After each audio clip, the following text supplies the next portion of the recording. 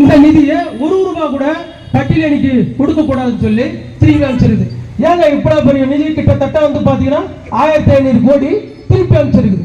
ஏன் அப்படின்னா இந்த பட்டியலணி மக்கள் வளரக்கூடாது, நம்ம ஆட்சி நிர்வாகம் செய்ய முடியாது, அவங்க வளர்ந்துட்டா நம்ம நிர்வாகம் என்ன பண்றது அப்படின்னு சொல்லி இவ்வளவு பெரிய கேவலமான அவனுங்க.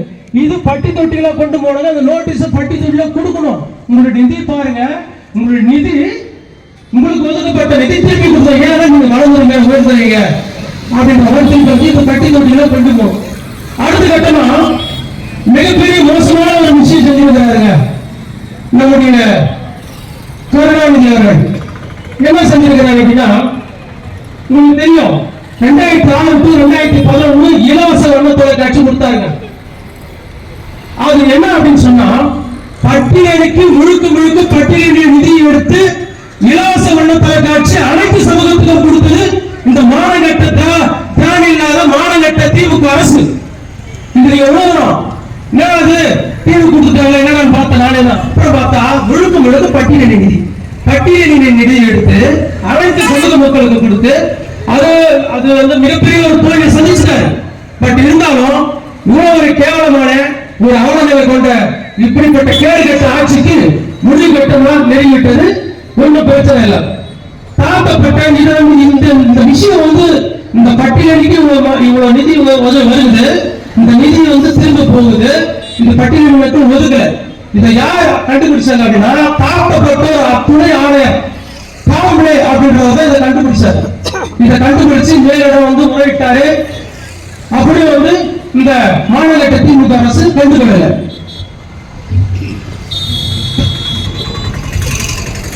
அடுத்த கட்டமா 2021-2022 இந்த 2 ஆண்டு கடந்து கிட்டத்தட்ட 2418 கோடி வந்து திருப்பி அனுப்பிச்சிருக்காங்க. 2418 கோடி. அது எதுக்காக வருகின்ற தேர்தலுக்கு செலவு பண்ணவா என்னன்னு தெரியல. அது 2418 கோடி 2021-22. அதே போல 2022-2023 பாருங்க 16,442 கோடி. 16,442 கோடி மத்திய அரசு பட்டியலிட்டாக ஒதுக்கிய நிதியை எடுத்து 10,446 கோடி செலவு செஞ்சிருக்க. ஆனா கணக்கு வரல. அந்த 10,440 கோடி என்ன பண்ண கணக்கு வரல.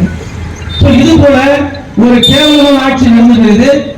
அந்தந்த மக்கள் சுடுகாட்டு பட்டியலி மக்கள் சுடுகாட்டு கண் இல்லாம ஒரு கண்ணோடு புறம்போக்கல, குளத்து புறம்போக்கல, ஏரி புறம்போக்கல, வீடு இல்லாம இன்னும் குடிசையில் இருக்காங்க.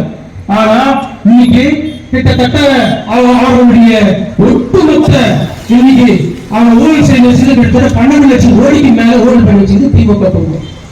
அது இல்லாம 10 லட்சத்துக்கு கிட்டத்தட்ட கடன் வாங்கி வச்சிருக்கு.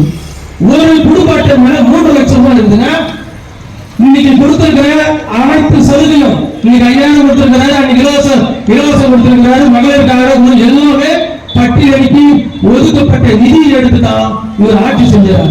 இப்படி கேடுகட்ட ஆட்சி செய்ய திராணிகளும் ஆட்சி வந்து விளையிடும். எதுக்கு இந்த கேடுகட்ட பழப்பு? இன்னொரு விஷயம் முக்கியமான சொல்ல விரும்புகிறேன். இதை நான் பதிவு பண்ணிதான். அதாவது வந்து பாத்தீங்கன்னா, விடுதலை சிறுத்தை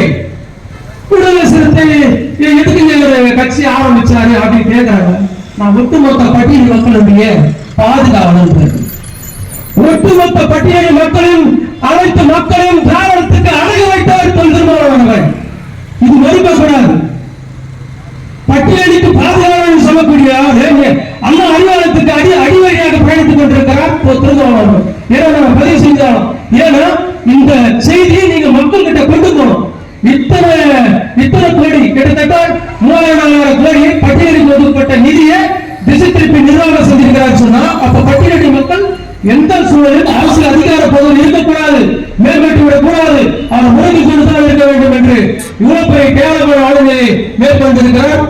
நேரம் கருதி வாய்ப்பு கல்வி நண்பர்கள் நன்றி வணக்கம். புதைக்குழு வச்சுட்டு பிறகு ஃபார்மாலிட்டிஸ் எல்லாம் இருக்கும். அது அவரை கூப்பிட்டு இவரை கூப்பிட்டு இதை பண்ணு அதை பண்ணு, அந்த ஸ்டேஜில் இப்படி திமுக அரசாங்கம் இருக்குது. அதனால பேசி பயனுமே இல்லை. ஏற்கனவே சொன்னால் புதைக்குழிக்கு போய்விட்டது. அந்த இடத்துல அடக்கமணி இடத்துல போய் என்ன பண்ண போறோம்? அதனால புதைக்குழிக்கு சென்று விட்டு அந்த திமுக அப்படியே அரசாங்கத்தை நம்ம கண்டன வகையை சொல்லலாம் தவிர எதையுமே செய்யலையா சார்? இந்த 5 ஆண்டுகளை நிறைவு செய்திருக்கிறார். என்ன செய்தாங்க? 10 ஆண்டு காலம் அதிமுக ஆட்சி. அம்மா அவர்கள் 5 ஆண்டு காலம் 4 ஆண்டு காலம் எடப்பாடியார் 1 ரூபாய் வரி விதிக்கப்பட்டதா? தமிழ்நாட்டிலே 1 ரூபாய் வதிக்கப்பட்டதா? யாராவது திராணி இருந்தால் திமுக காரன் இதே இடத்தில் நாளைக்கு பதில் சொல்ல வேண்டும். 10 ஆண்டு காலம் அதிமுக ஆட்சி இருந்து 1 ரூபாய் வரி விதிக்காத பட்ஜெட்டை போட்டார்கள். இன்று தினம் சட்டமன்றத்திலே சிறப்பு பட்ஜெட் போடுற வரி எதற்கெடுத்தாலும் வரி.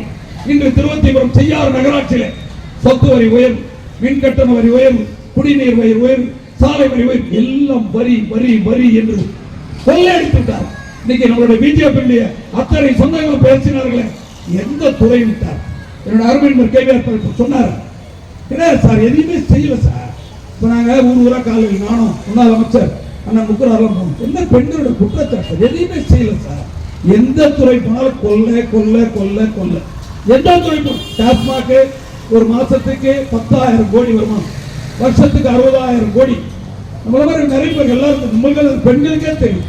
60,000 கோடி தமிழ் டாஸ்மாக் வருமானம் எங்கேயே போகும்? எந்த இடத்துக்கு போகும்? இன்னைக்கு எடப்பாடியோட அரசாங்கத்தில் ஜிஎஸ்டி கிடையாது.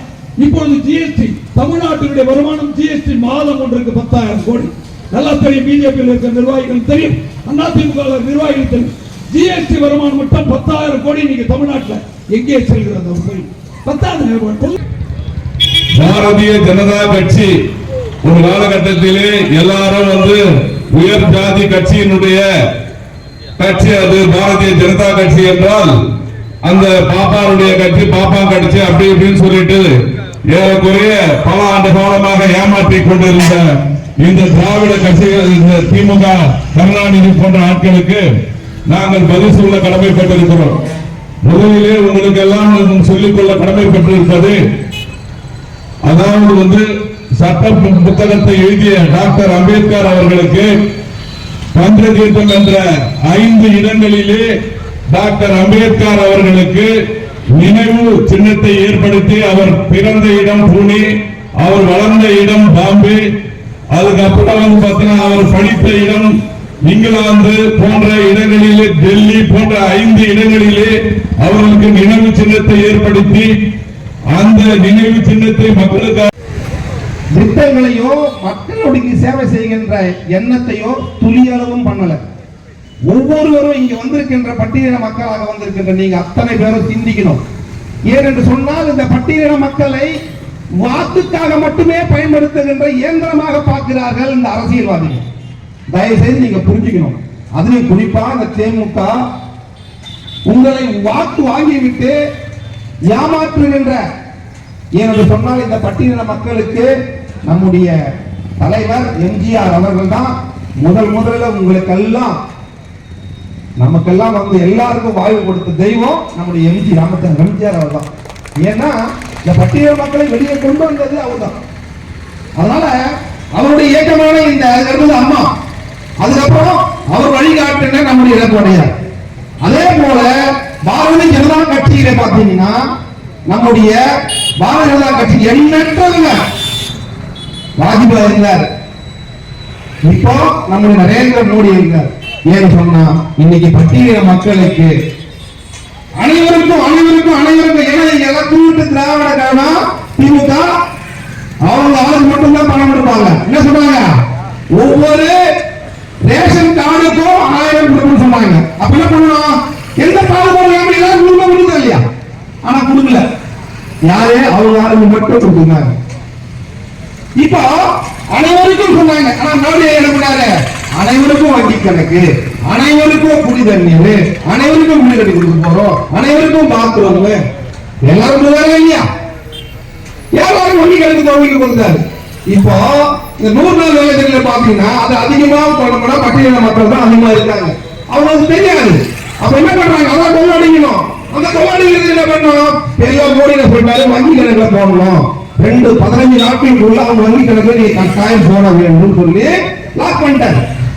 என்ன விஷயம் பாத்தீங்கன்னா 60% மோடி ஐயா பணம் அக்கௌண்ட்ல முதல்ல போட்டுறாரு. மீதி 40% தமிழக அரசு போடணும், பங்களிப்பு கொடுக்கணும். இவங்களால கொடுக்க முடியல. ஏன்? அப்பா தோல்வி வைத்த சாராய கடையை இன்னைக்கு புள்ள திமுக புள்ள என்ன பண்றாரு? அது நடத்துறாரு, வேற எதுவும் இல்ல. அதான் இந்த சாராயத்துல அது அதிகமா குடிக்கின்ற மக்கள் பாத்தீங்கன்னா நான் வந்து பாத்தீங்கன்னா அதிகமா நிறைய இளைஞர்கள். அப்ப இளைஞர்களா கட்டி குடிச்சா போறோம். நம்ம மக்கள் நம்முடைய ஏழ்மையில் இருக்கின்ற ஏழைகளாக இருக்கின்ற என்ன பண்றாங்க, அன்றாட சம்பாதிக்கின்ற பணத்தை டாஸ்மாக்ல கொடுத்துறாங்க. கண்டனார்ப்பாட்டம் தேசிய ஜனநாயக கூட்டணியின் தமிழகத்தின் அனைத்து இந்திய அண்ணா திராவிட முன்னேற்ற கழக பொதுச் செயலாளர் தலைமையில் நடைபெறும் இந்த தேசிய ஜனநாயக கூட்டணி எடப்பாடி அவர்களின் நல்ல ஆட்சியுடனும் நடைபெறும் இந்த ஆர்ப்பாட்டத்திற்கு வந்துள்ள அத்தனை பேருக்கும் என் முதற்க நன்றி கலந்து வழங்குகிறேன். மத்திய அரசாங்கத்தில் இருக்கக்கூடிய மந்திரிகளில் 23 மந்திரிகள் பட்டியலினத்தை சார்ந்தவர்கள். இன்று இந்தியாவுடைய முதல் குடிமகளாக இருக்கக்கூடிய மரியாதைக்குரிய திரௌபதி முர்மு அவர்கள் ஒரு பழங்குடி இனத்தை சார்ந்தவர். மரியாதைக்குரிய அப்துல் கலாம் அவர்கள் ஒரு இஸ்லாமியர். ஆனால் அவர் இந்தியாவுடைய குடியரசுத் தலைவராக கொண்டு வந்தது பாரதிய ஜனதா கட்சி. ஆக எந்த ஒரு பாகுபாடுமின்றி அது மந்திரிகளாக இருந்தாலும் மாநில ஆளுநர்களாக இருந்தாலும் குடியரசுத் தலைவராக இருந்தாலும் எந்தவித பேதமும் இன்றி இந்த நாட்டிலே ஆட்சி நடத்துகின்ற கட்சி பாரதிய ஜனதா கட்சி. குடிகெடுத்த ஸ்டாலினே, ஒன்னா கேட்கிற பதில் சொல்லு, பதில் சொல்லு, பதில் சொல்லு.